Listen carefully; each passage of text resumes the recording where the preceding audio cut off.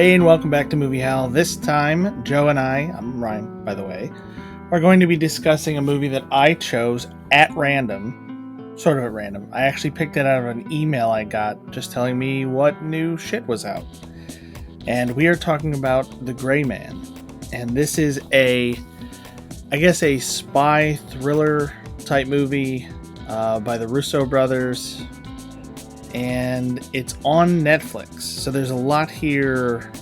I don't know. It was very conflicting to find it at first.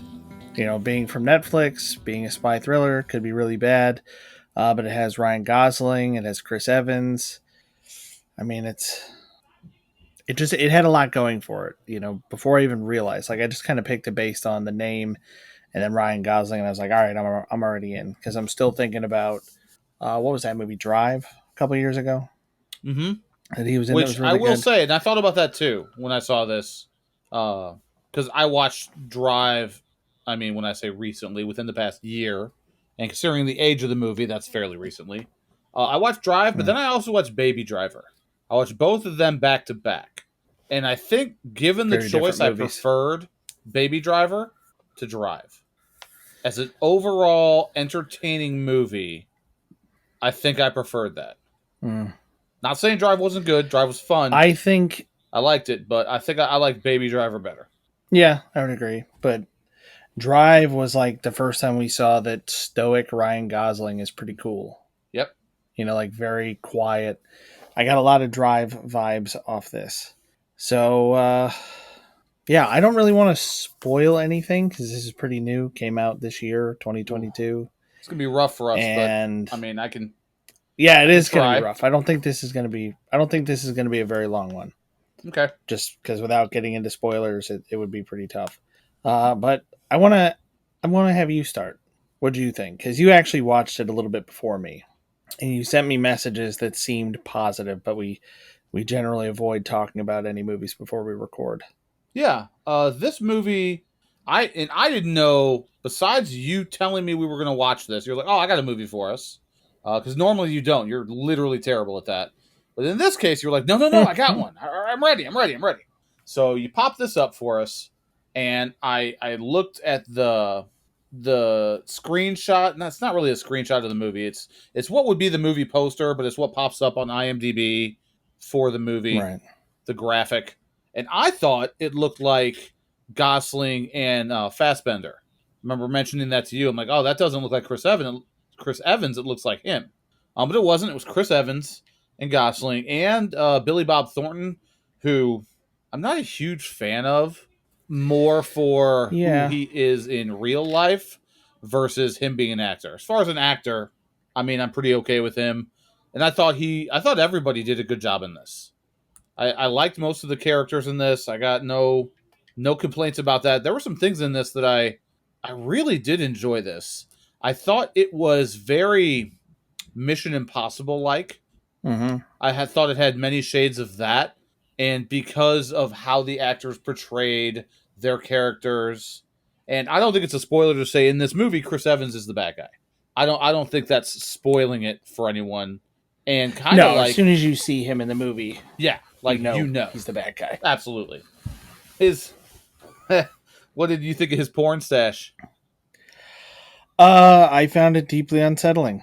I Deeply don't unset. know how at any point in history anybody ever grew a big fuck off mustache like that and looked in the mirror and thought, "Yes, this is what I was going for. I did this on purpose and I'm going to have this on my face for a while." Oh man, it was so good. I think kind of like in the movie Knives Out. Spoilers for that if you haven't seen it. I think he enjoys playing a bad guy. Like when It you seems like play it. Like I was Captain America for so long and you're the good guy for so long, it's got to be fun. And I've heard other actors talk about that. That it's just fun to let go and to not always. yeah. It's like when you're playing the video game, an RPG. It can be fun to pick all the ignorant responses and do all the evil stuff, even if it's not the way you would normally play it. It's fun to let go and do that. And Right. it seemed like he had a really good time playing this. I thought the very beginning of this movie, it had an interesting start with the interaction between Billy Bob Thornton's character and Gosling's character. I thought that was an interesting way to set everything up.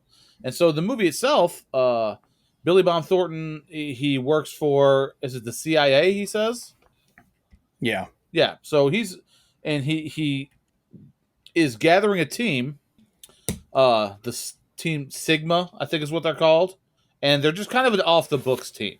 And so, based on why Ryan Gosling is in jail, he meets him in jail, and I mean, you're going to walk out of here with me right now. What? And he's just kind of, it goes from that to 13 years later, I think is what it says. So he's in the life. 18. 18 years later. So he's in the life, and this is what he's been doing. It's all about, it's this, there's an interaction that happens, and then just one thing leads to another. Like something gets Yeah. started, and somebody's being shady, and then it's just chase scene and action scene and intrigue. But there were things in this that I really enjoyed, and it wasn't it was so far removed from what I think Hollywood is trying to do right now, especially pushing the message. I didn't feel any of that in this movie. I might have felt a little bit of the opposite of that, a little bit of a callback Yeah. to before that time, and it was just a fun time. It wasn't the most outrageous thing I'd ever seen. It wasn't just so over the top. I'm like, oh my gosh, I've never seen anything like this. But it was fun. It was a good time, and I'd be hard pressed to find anything about it that I did not like. I'd have to try really hard to nitpick this thing. Yeah. I was very much hoping you would say that because I felt the same way about it. It was it was really, really efficient too. Like it moves along really quickly. Mm-hmm.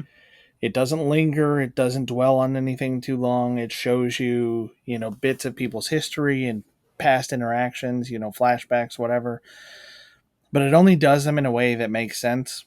And it's not even like, like there are a lot of movies that use flashbacks as like motivation. Like the character remembers this over and over, or like they're thinking about their past, or they're like, this person was a whatever to me, was like a mother to me, or whatever their motivation might be in relation to something else. Like they establish these things and then just move on and just let you remember it. You know what I mean? Mm-hmm. Like there are a few points where these things come into play more than others, but for the most part it's telling you the current story and then showing you the relevant background like concurrently in a way that is really easy to follow. None of it is boring. None of it is being spoon fed to you. They don't have to say their relationship to each other. You know what I mean? They don't Mm-hmm. have to like say out loud what they mean to each other. You can see it from what they do and their actions and the way way people are together. You can tell who's enemies. You can tell who are friends. You can tell who trusts who doesn't. What kind of person they are. And I really enjoyed that. And I agree that it does seem almost like a return to form in that it's not pushing any agenda, not pushing any message. It's not trying to be anything other than what it is, which, like you were kind of describing, it's a very Mission Impossible, like following the breadcrumbs kind of thing where you're somebody's shady, but who's this, and trying to track down clues and just guide you to the end. And I felt like there were a lot of moments where I didn't know for sure what was going to happen. And even with the ending, the way a lot of movies end nowadays, like I had no idea how it was going to end. I I mean, just wasn't. I'm relatively pleased and unsurprised at some of the specifics of how it ended. And I have read actually just before we hit record on this, I read that they are going to turn this into some kind of like Netflix cinematic universe. They're going to try to expand more on the characters and concepts. okay, that So I don't know that it's all necessarily going to follow the same characters, but in the same world. okay, yeah. I So it could thought be good or it could be bad. I was I was a little bit surprised by the ending.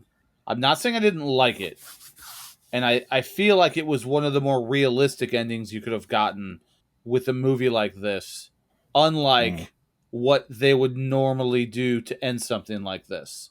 When you kind of find out through the course of this, through the course of events, you know who's pulling the strings. Let's say it's not something that's They don't show the audience, and you're like, you find out at the end, oh my god, this is who's behind it. No, you know who's behind it from almost the outset. And the way it ends, I thought it was very unusual for a Hollywood type movie to end leaving it the way it did, but I thought it made more sense real world style for what happened. Yeah. So at first I was like, "Oh, do I like that?" But as I thought about it, I realized I was only saying that because I'm used to Hollywood endings that wrap everything up in a nice, neat little bow and it's all done, versus the way that it ended up. I will say one thing I wrote down in the very beginning of this when we talked about 18 years later, and it does these transitions, and I like the transitions that they had for different things in here. I thought some of them were very Hmm. good, but it says they show they're in Thailand. It says Bangkok, and I'm like, oh, really, really? Why is it always? It's always Bangkok. Why? It's always so many movies. That's like the go-to. Has to be that. But I mean that's a tiny small thing. It didn't matter. It was a fun scene. It was a really good way to jump off and get this movie rolling and get you into it. And I really enjoyed Gosling's character in this. He was, I mean, he was just kind of a badass, and I really enjoyed that. He was somebody who, just this trained individual, very much, like an Ethan Hunt, of Hmm. Mission Impossible, like we're talking about it, but he was very competent, and it wasn't only that. So he's only known by this as Six. That's all he goes by in this, and it he was very capable. I mean, whether it was hand to hand, using guns, whatever it was, but there were also situations that he found himself in where he had to think his way out of it. He ends up in a situation and it's like, oh well, now this is what's going on, and he has to come up with a clever way to get out of something, and it's not just I'm gonna punch everything in front of me and that's how I'm gonna beat everything. And I Right. like that. I like Yeah, you showing that can't it's just brute force your way out. yes, that he is well rounded as far as that goes. That was very good. So he was really, really well cast in this. He played a very good role. I like him a lot and would enjoy seeing him in more iterations of this. That would be fun. Hmm. My only well, I can't say that because then that would be heavy spoilers. So I'm not going to say that. So I'll just leave my thought hanging there. So maybe I'll say it to you after we're done recording. But the other thing I wanted to mention with this was the way it was shot. Like it used some CG. Like you could tell where the CG was. Like it wasn't wonderful or anything, but it was like one of those things that in the moment it's like this is fine. Hmm. This works. It's conveying what it needs to convey. Yeah. I get that they have to do it this way because this is a Netflix movie. This doesn't have like $100 million budget or whatever, or 300 million or whatever movies cost nowadays. Right. And there was a lot that seemed to be practical Hmm. in terms of the effects. Like a lot of it, I have a feeling that apart from very few little things, this is going to hold up really well over time. And a lot of the way the fights were choreographed kind of almost reminded me of John Wick in the way it was like so practical and quick and deliberate. And the way it was shot, like the style of it, reminded me of like Skyfall and some of the better Bond movies where the like in terms of the way they were filmed. Like I think it's Skyfall where they have the silhouette fight at the top of that tower in China or whatever. Hmm. And there were these like sort of sets that they had, the set and the lighting and all that was just like perfect. And the way they did the fight was perfect. Very cool. The way they use their environment towards them very early on, they're using the fact that there's a fireworks show going on. There are elements of that play into the fight and they're using it against each other. It's just super cool. And it's something that you could learn from. Like, I don't know. Maybe I'm just gushing, but it's like, yeah, they need more of this in like actual Bond movies and stuff like that. Like the people who worked on this, the choreographers, like that whole team needs to be on more stuff. Hmm. Yeah, I thought about that too when you say you brought up John Wick, which is everybody knows it at this point. but I didn't feel like it was when I'm watching some of his hand to hand stuff, whether it was straight hand to hand or hand to hand, but there's guns involved, whatever it is. It didn't feel like just a John Wick ripoff. It didn't feel like it Right. was him. He was his own character doing his own thing, and it was really nice to have that. And it can be hard to do that anymore because there's been a lot of movies, and there's been a lot of you know protagonists and antagonists who have their own way of fighting and doing things, and people really enjoy that. And now I didn't see the movie Nobody that came out recently that was done by the guys who did John Wick. And from what I've heard, it's really good.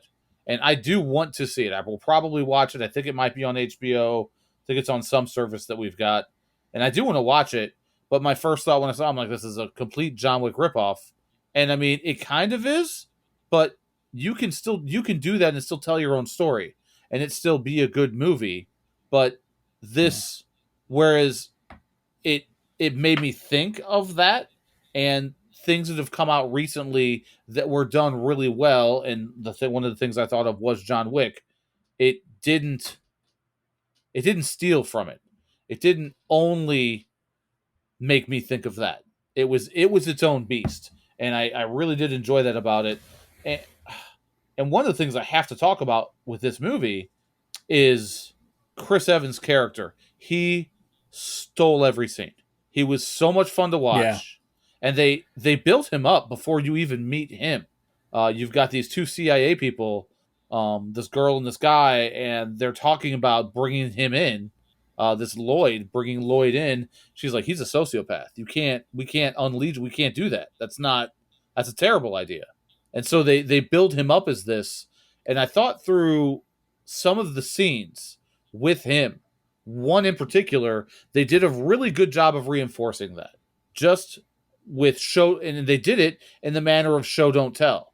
They didn't. I mean, they had her describing him beforehand, but then once he shows up, it was all about his character and what he did, why he did it, things like that. And the scene where somebody's taken hostage and there's a family member involved.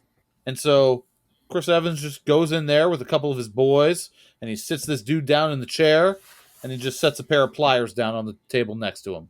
Which, yeah, you don't need to unroll the whole thing of torture tools. It's a little over the top. It's unnecessary. Just grab a couple of small things. That's enough. And so he Like a starts. cigar cutter. Yeah, right. Right. So he starts torturing this guy to get information out of him. But the thing that struck me about this scene, and I'm trying not to spoil things, but it is what it is. I don't think it's really going over the top. He already knows. He already knows that whatever he's going to do to this guy physically, for the most part, he's not going to say anything. The guy's not going to say anything. He knows it. But he knows as soon as he brings in this family member, says, "Oh, let's get them back in here." And then it transitions into the next, and that was one of my favorite transitions, where it goes from where they are there to, I believe, Prague, and the way the camera's going through the streets, the music that goes along with it. That was really nice. But Chris Evans, this evil, crazy person that he's playing, he already knew. Oh, if I want to get you to talk, I just use this other person. This is the thing that means something to you. But he just did that. He decides to torture him a little just to do it. And it was a really good job of showing don't tell him and what sort of character we're dealing with. Yeah. There's a scene earlier in the movie where Chris Evans kicks this character. Well, you know what? Never mind. I'm not even gonna. There's an earlier confrontation where you see that that the character you're talking about is like not worried at all. Like he's unfazed by being like physically attacked or anything. Right. It was. But man, I mean, the camera work was great. Mhm. Choreography was great. The writing was great. Like it was a little over the top, you know. I mean, in terms of like just how badass everybody was. I mean, But yeah. that's not a bad thing. Nope. Not in this case. Not a bad thing. No, you have And yeah, there was none of the characters that are going to they're there to get beat up. You've got those. Yeah. You've got those guys cannon fodder. where exactly, and then you've got the main people. One of which, and it kind of ended up being like the Gemini Man dynamic. You had Six and this female agent who was sharp. She was catching on to what was going on. She ended up becoming involved in all this. She was a really good character. I enjoyed her in this, as well as everybody else, and it was just well done in the way they treated every character. Hmm. There's a Yeah, scene in. everybody had their own unique Mhm. skill set and their own abilities and what they were about. And there was no like, just one person is way better than the other for no reason, or just, nobody's like, there's even a little joke about like saving each other, Mhm. but it's not, it's just like, it's just a little joke, just Yep. a little exchange. Like, it's just a funny thing between two people. Yeah, it was a fun dynamic between them, and it was nice to have that fun dynamic again without there needing to be any sort of romantic involvement. It doesn't always have to Right. go to that, and so that was nice. But one of the things I really liked that I thought was very true to life, that I think a lot of companies they don't want to show this, but I think it made sense as I was watching it. So there's a scene with her and Six and a character called the Lone Wolf, and they're getting Mm. into a fight, and like she is a competent uh agent. She's a competent agent. She can fight. She can hold her own, and she can do these things. But even with both of them together, Six and her going against this guy he was fun. I liked this character of him. He wasn't in it a whole bunch, but I liked him. I liked the way all of that, his little bitty arc. I like the way that wrapped up with him. Yeah. But they're in this hospital room and they're fighting, and they show what I felt that's almost how it would be in real life. It's when you're talking best of the best kind of people, unfortunately, physically women are at that disadvantage. And they showed that. So in order for her later on in the movie to be able to do something, there had to be cleverness that went along with that. Right. And her She needed using trying to leverage, use, essentially. yeah, stuff to her advantage that she could. But I don't think they didn't go over the top with it. They didn't do anything gratuitous with it. But the way they showed it was just well done and showing that, well, you know what, sometimes, and, Six, he had his own bits of trouble. Like, it wasn't like he was just uh, dealing with the cannon fodder guys either. This guy was for real deal. And so Hmm. the way it showed during that fight, her just kind of it was like he just shrugged her off for the most part. Like she tried and do something and he just boom, and dude, he threw her, and she was tough. Tough chick to get up and to keep coming, and like she was a good agent. I really liked her as a character. So I thought everybody in this worked really well. Really enjoyed it.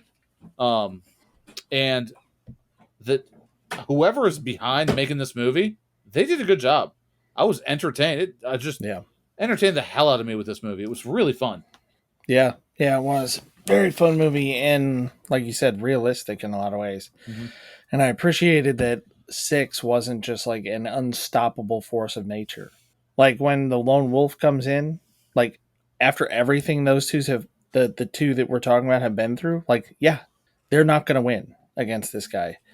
He's one of the best of the best, so are they, but he's like rested, he's ready, he knows what he's walking into. He's got the element of surprise. Like, yeah, he's going to win. Right? And I like that it wasn't just that Six found like a burst of energy, or somehow the girl remembered like, oh no, wait, I can just be awesome and punch harder because I can believe, or whatever, Right. Nobody. whatever weird like Disney type thing there would be. There would be like, Six remembering like some pep talk his grandpa gave him when he was a kid, and he just overcomes everything. But Yeah, nobody went Kaioken times 10 and just beat the correct. guy. Right.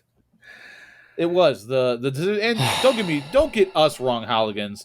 There were plenty of things in this movie that were a little over the top, that were kind of crazy, but they were done in such a fun But way. right. It's like Hawk and Rev. I mean, to bring it back there, they did a lot of stuff that was like goofy and campy and weird, but they were doing it on purpose. They did Mm-hmm. it for a reason. It fit their aesthetic. It fit what they were going for. Like, we knew what they were about by the end. And we knew what they were about within the first 15 minutes. Yeah, But this in this movie's the same way. Like you know what you're getting into. They're doing all this. They're leaning into it. It's not accidentally over the top. It's not hilarious over the top like Need for Speed or what am I thinking of? Like Fast Fast and and the Furious. Furious. Yeah, Yeah. It's not like one of those where yeah, it's just so over the top nobody can take it seriously anymore. right. Ends up If you were becoming a ever joke of supposed to. itself. Right. No, this was But that fun. is I mean, without getting into spoilers, I don't even know how much more I really want to talk about it. yeah, I think that's all I've got. It is definitely a watch for me. I would say it's even worth at least taking out like a free trial of Netflix to watch. Maybe even pay for a month. Maybe I even mean, what pay is that? for it. Like $8, $10? I have no idea. I don't know what a monthly one is for like the cheaper plan. We have the more expensive one where we can like have it on more TVs at once. Not to brag, not to Ah, flex. not to, We have like that's the your $12 plan or whatever it is. look at that flex. Oh, look at that body. I, Look at I can watch on 4 TVs because I'm bougie. that. I mean, if I think of anything when I think of my partner Ryan is bougie. That's it right there. This was a good pick. I'm glad that you recommended it, and it was really nice to for me to sit down and watch a movie that I had zero expectations going in. I feel like that's been a lot of the Yeah. movies that I've recommended to you, and you're like, I don't know what I'm getting with this, and you just sit down and watch it. But it was a fun one to do that with. All the characters were great, and I really can't say enough good things about Chris Evans in this. Like, I like Chris Evans. I mean, I know I'm a little bit of a fanboy. Captain America's my favorite superhero, and I think he did him much justice in the movies as that character. And Mhm. I've liked him since Not Another Teen Movie was the first thing I saw him in many, many moons ago, and it's like he stole every scene in this for me. He was so much fun, and you can tell it's one of those you can tell when the person is having fun doing it. They're not just Yeah, it's like there for a paycheck. it reminded me a little bit of Knives Out. I mean, I Hmm. know that he was in that too, but it's like one of the same things where it seemed like everybody in that movie was having fun. Yep. And I'm also now less concerned about Knives Out 2 or whatever the sequel is going to be because it's going to be a Netflix thing. Okay. It's coming like end of this month or early next, something like that. It's like July, August, whatever. Um, if they can keep doing stuff like this, like Netflix has, I was honestly considering canceling it because like I don't watch anything on Netflix anymore I mean, I because hadn't most watched stuff on anything it on is Netflix either in a while until you mentioned this. right. Yeah, most stuff is just either garbage or it's okay, but they're going to cancel it after one season. Right. So I just don't watch it anymore. It's kind of the same reason why I gave up on like there are certain tech products in the past, like Android Wear watches and stuff like that, where it's like, well, nobody else is taking this seriously, so I'm not gonna keep buying them. It's like if they're not interested in putting the effort into it, but I mean, it's clear that Netflix can do this stuff if they want to, or they can at least stomach funding somebody doing it. I don't know exactly how this arrangement worked, but I'm do it glad it again, did. please, more. Yeah, we Yeah, will certainly take more of this.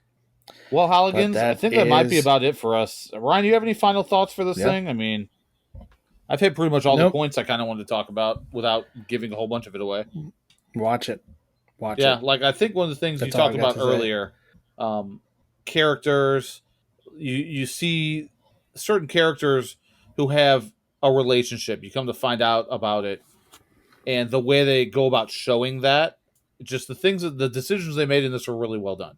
So without spoiling anything, we're gonna say that's gonna be about a wrap for us. Super short one for us, Halligans, especially compared to the last one we just recorded, Yeah. which was like an hour and a half. That's not even out yet. Or well, I mean, by the time you're listening to Yeah. this, it totally will be out. But by the time we're recording this, it's a whole thing. I don't know. I'm just whatever. But this was good. This was fun. I'm glad that we watched Yeah. it, and I hope we can start giving you more regular content. That's going to be kind of our goal, I think. Uh, Let us know what is the next movie we should watch. I know we always ask about what do you think about this movie, that movie, but you again? I'm going to go back to this. We used to say this more in the beginning of us doing this, but what should we watch? What have we missed? What do you think is a gem that's worth watching, or just something that was so terrible you want to hear us talk about it. Either way, Ryan, where can they do that? They can do that on Twitter at MovieHowl, and they can email us at moviehowl@gmail.com. Yes, yes, they can. So I think that's about it. This has been fun. This is obviously a watch from both Ryan and I. Go see The Gray Man on Netflix right now. It's got Gosling, Evans. Just a fun. Grab some popcorn, soda, sit down, and enjoy yourselves. But that's going to be it for us.